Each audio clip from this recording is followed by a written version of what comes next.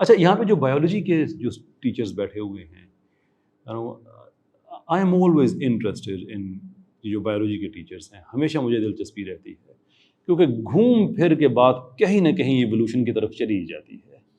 تو میں جاننا چاہتا ہوں آپ لوگ کرتے کیا ہیں پھر؟ آیا یہ کتنے % ٹھیک ہے, اور اگر یہ غلط ہے تو کیوں غلط ہے. اس کا بہترین طریقہ یہ ہوتا ہے کہ اگر ہم اس کا کمپیریزن اسلام کے ساتھ کر دیں تو ایک کلیئر پکچر سامنے آ جاتی ہے.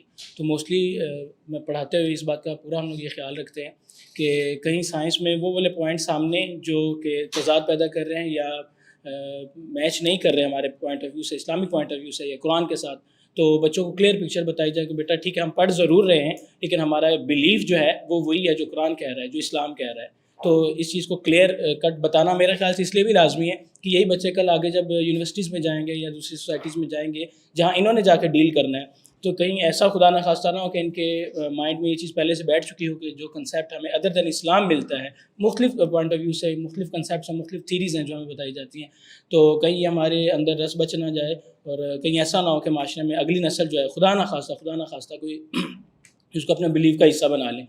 تو میرا خیال ہے اس کے سائنس کے ساتھ ساتھ اسلام کو لازمی ہائی لائٹ کرنا چاہیے, تب میرا خیال ہے پکچر جو ہے وہ کلیئر ہو جائے گی. With a lot of respect sir, میں اس چیز سے اگری نہیں کرتا کیونکہ ہم بیٹل آف نیریٹیوز کے سٹارٹ ہونے سے پہلے ہی اپنا میدان کنسیڈ کر دیتے ہیں ایوولوشن اور اسلام کو آمنے سامنے کھڑا کر کے. ایوولوشن اور اسلام کا آپس میں کوئی پرابلم نہیں ہے, ایوولوشن اور سائنس کا پرابلم ہے. جب میں کہتا ہوں کہ ایوولوشن اور اسلام کا پرابلم نہیں ہے تو اس کا مطلب یہ نہیں کہ یہ کمپیٹیبل ہیں, اس کا مطلب یہ ہے کہ اسلام ایوولوشن کو سیریس نہیں لیتا ہے because it's a mythology that sound scientific but it isn't. لیکن جب ہم یہ کہتے ہیں کہ دیکھو یہ تم پڑھ رہے ہو لیکن ہمارا بلیف یہ ہے, تو آلریڈی بچے کے ذہن میں ہم اسلام ورسز ایوولوشن کی بحث ہم ڈال رہے ہوتے ہیں. پھر ایڈوانس لیول پہ آ کے جب اس کو سائنٹیفک آرگومنٹس ملتے ہیں ایوولوشن کے حق میں اور اس کے پاس کوئی اس کے خلاف سائنٹیفک آرگومنٹ نہیں ہوتا, تو پھر وہ اسلام سے اپنا کانفیڈنس لوز کرنا شروع کر دیتا ہے.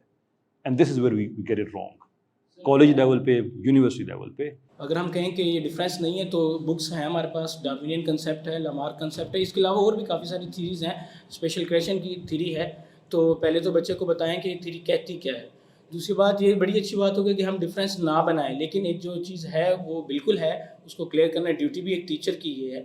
اور باقی یہ کہ آگے جا کے بچے کو کون کون سے ایویڈنسز ملتے ہیں, اس میں ایک نیگلیجنسی یہ ہوگی کہ شاید ہم پوری طرح سے اسلام کو اس کے اندر ڈال نہیں پائے یا بتا نہیں پائے یا کلیئر پکچر دکھا نہیں پائے. جب ہم اوریجنل چیز نہیں دکھاتے تو جو غلط پکچر وہ دیکھ رہا ہے لازمی سی بات ہے اس کے پیچھے تو جائے گا ہی جائے گا. تو پہلی ڈیوٹی یہ ہے کہ ٹیچر کلیئر کرے کہ دونوں میں ڈفرینس ہیں اور یہ ہیں, ہم نے بلیو کس پہ رکھنا ہے, نو ڈاؤٹ یہ ہمارا. پھر May I ask you something, sir? Why do you think کہ ہمارے یونیورسٹی لیول پہ جو بچے اسلام کے حوالے سے, تخلیق کے حوالے سے اپنا کانفیڈنس لوز کرتے ہیں, اس کے پیچھے کیا وجہ ہوتی ہے؟ بیس نہیں ہے, سائنٹیفک بیس نہیں ہے. یہ ایلوژن ہے کہ ایوولوشن ایک سائنٹیفک تھیوری ہے, یہ نہیں ہے سائنٹیفک تھیوری, اٹ کی ناٹ بی.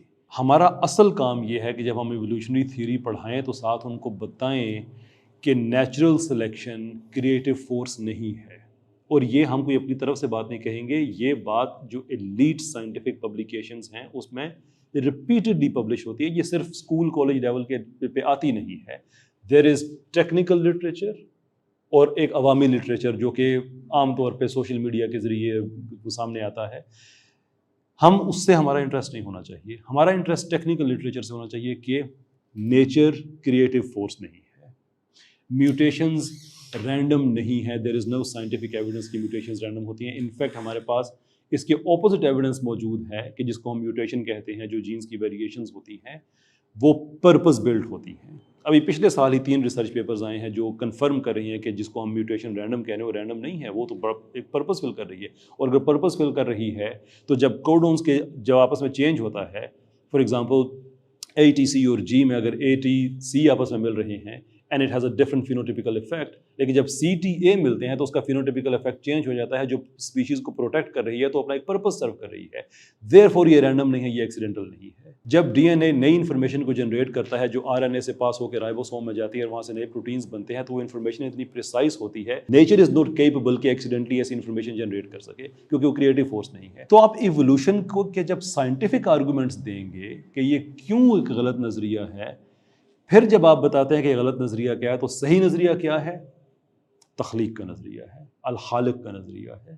تو اب بچے کی سائنٹیفک گراؤنڈنگ بھی ہو چکی ہے، ریلیجس گراؤنڈنگ بھی ہو چکی ہے. فیوچر میں اس کو کوئی ایوولوشن کے حق میں دلائل دے گا تو وہ بغیر بدتمیزی کیے 10 جگہ بتا سکتا ہے کہ ایوولوشن اس لیے پاسبل نہیں ہے. پرابلم یہ ہے کہ جب ہم اسے اسلام کے مقابلے میں کھڑا کرتے ہیں تو وہ پاورفل سائنٹیفک آرگومنٹس دے رہے ہوتے ہیں اس بیچارے کے پاس سوائے اس کے کہ نہیں میرا ایمان ہے اور کچھ ہوتا نہیں ہے، and that only works for so long. پھر ایک ٹائم آتا ہے انسان اپنا کانفیڈنس لوز کرنا شروع کر دیتا ہے. تو ہمیں کالج لیول پہ، یونیورسٹی لیول پہ ایوولوشن کی لمیٹیشنز بتانی چاہیے، سائنٹیفک بیسس پہ بتانی چاہیے. اس لیے مجھے بایولوجی کے لوگ بڑے اچھے لگتے ہیں. I'm always interested کہ ہم کیسے اس کو ہم تطبیق کرنے کی کوشش کرتے ہیں، پیدا کرنے کی کوشش کرتے ہیں، ڈینائی کرتے ہیں، کیا کرتے ہیں.